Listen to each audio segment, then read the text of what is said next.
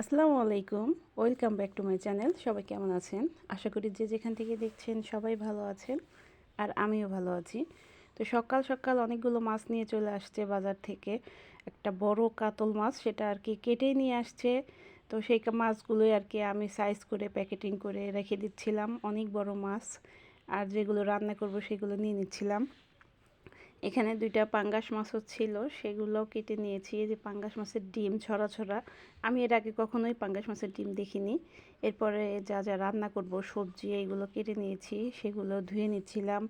ধুয়ে ঝাঁপিতে উঠাচ্ছি যেন পানিটা নিগড়াইয়ে যায়, তাহলে রান্না করতে কষিয়ে ভালো হবে।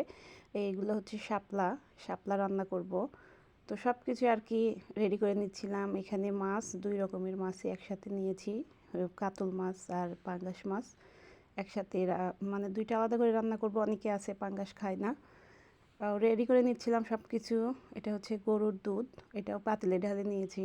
এখন একটু বাটাবাটির কাজ, আমার হেল্পিং হ্যান্ড আমাকে সাহায্য করে দেয়, ও বাটাবাটি করে নিচ্ছিল।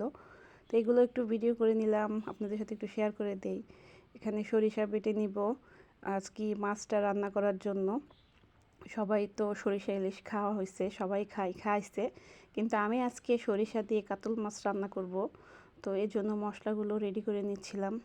তো এখানে একটু তার মধ্যে আমি কাঁকরোল ভাজি করে নিচ্ছিলাম মেয়েকে খাওয়ানোর জন্য। এরপরে শাপলাটা ভাজি করে নিয়েছি, শাপলা ভাজি। এরপরে ওই যে পাঙ্গাস মাছের ডিম, ওইটা ভুনা করেছি। তো এই আর কি, শাপলা ভাজিটা অনেক মজার। এরপরে দুইটা রান্না করে ফেলছি, সেই দুইটার ভিডিও করতে পারিনি। এটা হচ্ছে নিরামিষ তরকারি। এরপরে হচ্ছে এটা পাঙ্গাস মাছ, এটা আলাদা করে রান্না করেছি। এরপরে দুধ জাল দিয়ে নিয়েছি। আজকেও কি আর হচ্ছে মাছ, এটা রান্না বাদ আছে, এটা রান্না করব। এর জন্য আমি মশলা কষাই নিচ্ছিলাম। মশলা কষিয়ে তারপরে রান্না করব, সরিষা টরিষা দিয়ে সব কিছু দিয়েই কষিয়ে নিচ্ছি। এটা কিন্তু কাঁচা মাছ দিয়ে মাখিয়ে রেখে ম্যারিনেট করে রেখে তারপরে রান্না করলে অনেক সুস্বাদু হয়। তো আমি আর কি এটা প্রথমে একটু কষিয়ে নিলাম, কষিয়ে নিয়ে রান্না করতেছি।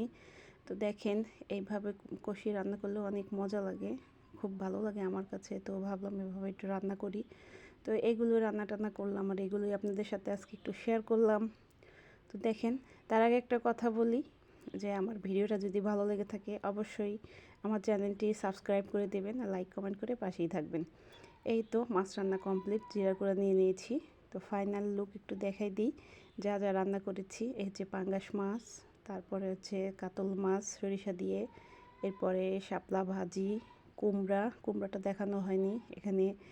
এই তো, এটা হচ্ছে নিরামিষ আর কি, সবজি রান্না করেছি।